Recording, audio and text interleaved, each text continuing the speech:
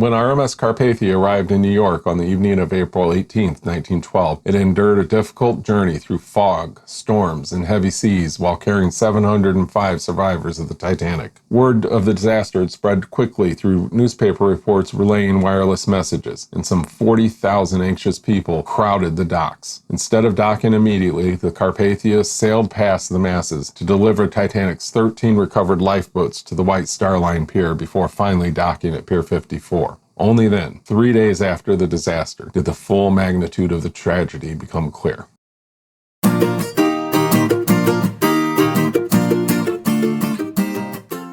Welcome to another episode of Jay's LEGO Adventures. I'm Jay. In today's episode, we'll finish the build of set 10294, the RMS Titanic, with the second half of Bag 10 and Bags 11 and 12. In this episode, after finishing the bow, we'll connect the bow to the rest of the ship. But before we do, let's discuss the aftermath of the sinking of the Titanic. The public reacted with shock and outrage, questioning the lack of lifeboats, Bruce Ismay's survival, and why the Titanic had sailed full speed into an ice field. Survivors like Lawrence Beasley were instrumental in the outcry, immediately writing a public letter to the Times to urge changes in maritime safety laws. Meanwhile, efforts were already underway to recover the victims' bodies. White Star Line chartered the Halifax-based cable ship McKay Bennett to search the disaster site. The vessel carried undertakers, clergy, and embalming supplies. 3 more ships, the cable ship Minya, the lighthouse supply ship Montmagny, and the sealer Algerine, joined later. The bodies were meticulously cataloged, each given a number, description, and a bag of personal effects to aid in identification. The McKay Bennett recovered a large number of bodies, 306 in total, quickly running out of embalming supplies. Due to health regulations, only embalmed bodies could be returned to port. The decision was made to prioritize the preservation of first-class passengers' bodies to help resolve estate disputes, while the majority of third-class passengers and crew were buried at sea. This decision was met with complaints from the families and undertakers. In contrast, later ships, having found fewer bodies, were able to bring most back to land. In total, 190 bodies were returned to Halifax, where a temporary morgue was created inside a curling rink. Undertakers from across eastern Canada arrived to help, while families traveled long distances to claim their dead. About 2/3 of the victims were identified. The unclaimed and unidentified were buried in local cemeteries, most of them at Fairview Lawn Cemetery, with smaller numbers in Catholic and Jewish cemeteries. Each grave bore only a number, preserving the sequence of recovery. This is the continuation of Bag 10. Got to where I am with Bag 10 because this dock is defective. Down on this end you can plug the belt into it, but on this end you couldn't. So I'd send like my bricks an email. They were really nice. The same day that I sent the email saying I had a defective piece, they sent me an email back saying, okay, we'll send you a new piece. And it was shipped out that night, and it arrived today. So here it is. New 9-port dock. Now the other major problem I was having was this wire was supposed to go through here and up and then plug into the dock. You see, the problem I had, it was just long enough to run to the dock, but it was too short to manipulate to connect it into the dock. So what I'm going to do is go ahead and plug the belt into the 9-port dock, put it through here,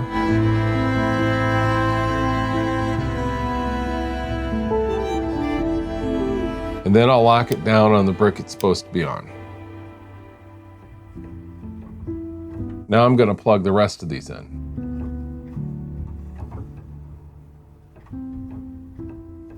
Plug in another 30-centimeter belt here.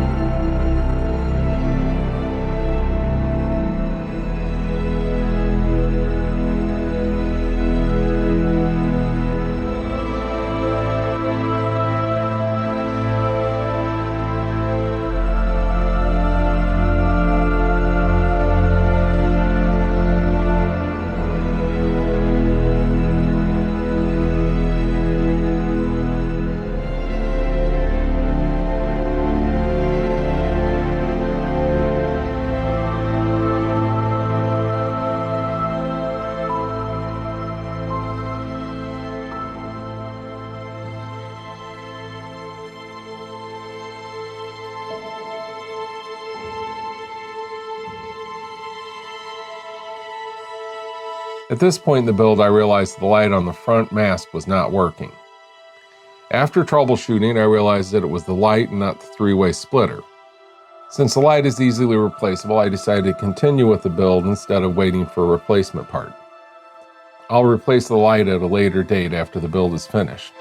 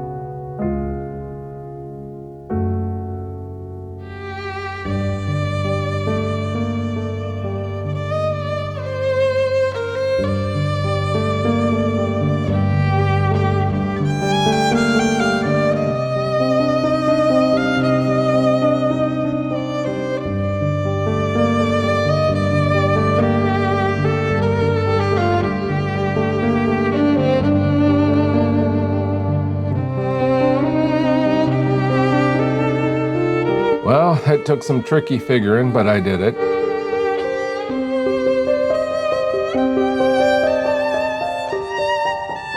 It's plugged in. Everything is the way it needs to be. That was bag 10.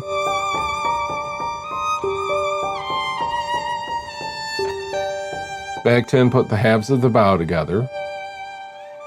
Put on some spotlights. It finished the decking up here. The lights are working, so it's good. So now we can go on to bag 11. Bag 11 coming up. Other discoveries followed. A month after the disaster, RMS Oceanic found 3 decomposed bodies still in Titanic swamp collapsible lifeboat A. They were identified as first-class passenger Thomas Beatty and 2 crewmen. Since recovery ashore was impossible, Oceanic buried them at sea after a brief service. Communities most closely tied to the Titanic were devastating. Southampton, home to nearly 700 of her crew, lost 549 residents, mostly seamen whose wives and children now faced destitution. Weeping families gathered outside the White Star's local offices awaiting news, often in vain. Belfast, where Titanic was built, experienced public mourning mixed with guilt. The pride of the shipyard had become a source of shame. In Liverpool, White Star's headquarters was besieged by angry crowds demanding casualty lists, which the company officials eventually read aloud from a balcony. The disaster prompted formal investigations in both the United States and Britain. The U.S. Senate inquiry opened on April 19th under Senator William Alden Smith, while a British inquiry began on May 2nd under Lord Mersey. Both produced similar findings. Maritime regulations governing lifeboats were grossly outdated. Titanic carried only enough lifeboats for about half of her passengers. Captain Edward Smith had ignored multiple ice warnings and sailed at high speed through dangerous waters. Lifeboat launching had been chaotic, with many boats leaving half empty. Both inquiries also condemned Captain Stanley Lord of the nearby Californian for failing to respond to the distress rockets or come to Titanic's aid. Still, neither investigation found the White Star Line or its parent company legally negligent. The U.S. inquiry classified the sinking as an act of God, noting that officers and crew had followed industry practices. The British inquiry argued Smith acted as other skilled mariners would have, pointing out that millions had crossed the Atlantic in British liners in the preceding decade with only minimal loss of life. However, the British report warned that repeating Titanic's errors would constitute negligence in the future. This is Bag 11. Bag 11 is going to build the hull that will reinforce the connection of the two sections of the bow.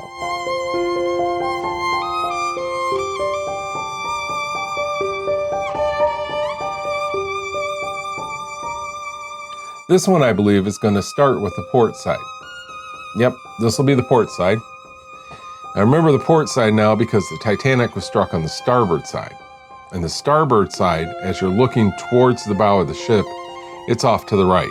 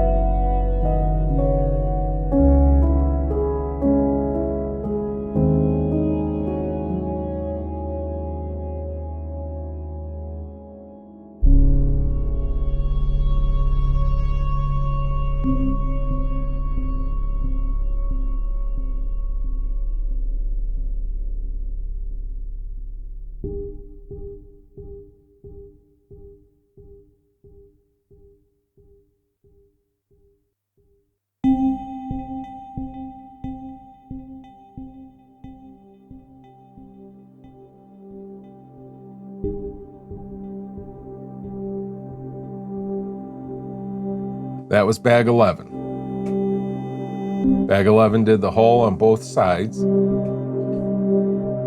So now we've got the two halves of the bow section holding together a little bit better. We got Bag 12 next. Bag 12 is going to finish some things up, put some lifeboats and davits in, add funnel number 1, and then bring all three parts together.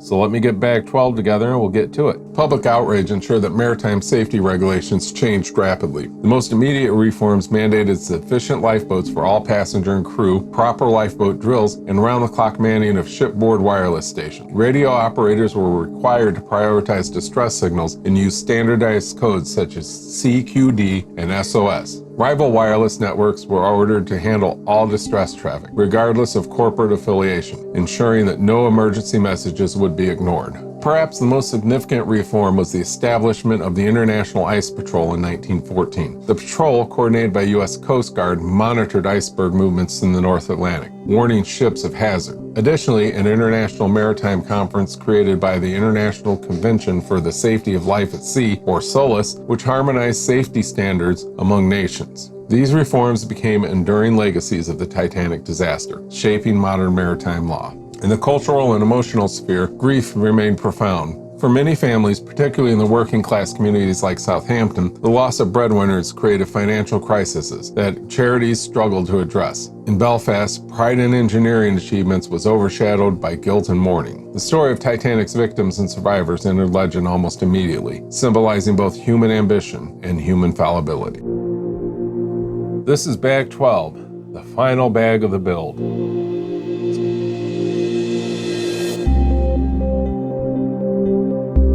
Going to put on the finishing touches, secure down the two halves of the bow section, build a stand, and connect all three sections together.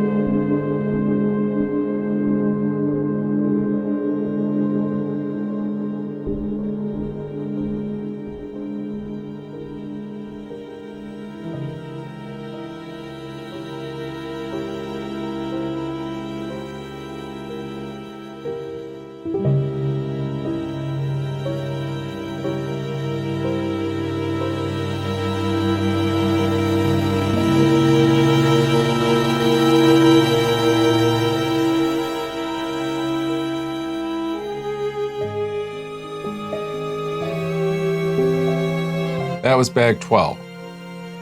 The only thing I haven't done is connect the 3 sections together.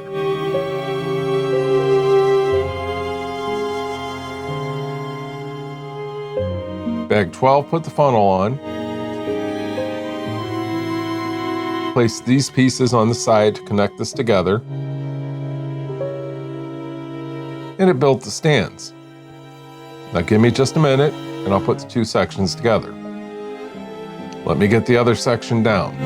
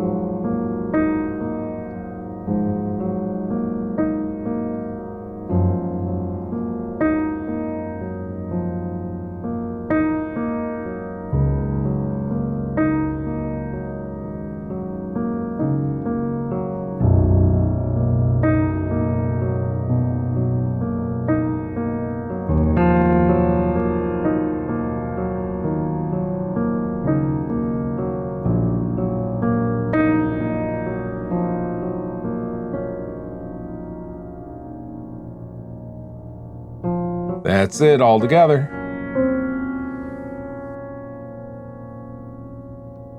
And this is it without the lights. That's the Titanic. I had a few frustrating parts, but I'll leave that for my review. Overall, I think it looks nice. I like it with the lights. Thanks for joining for part 4 of the bow section of this build. I hope you enjoyed it. If you did, you can like this video, subscribe to my channel, and hit the bell to be notified of new episodes. I have a Facebook and an Instagram. Links are in the video description, so follow me. Join me next time when I'll give a review of this set. If you'd like to see the bow section being built from the beginning, start with this video.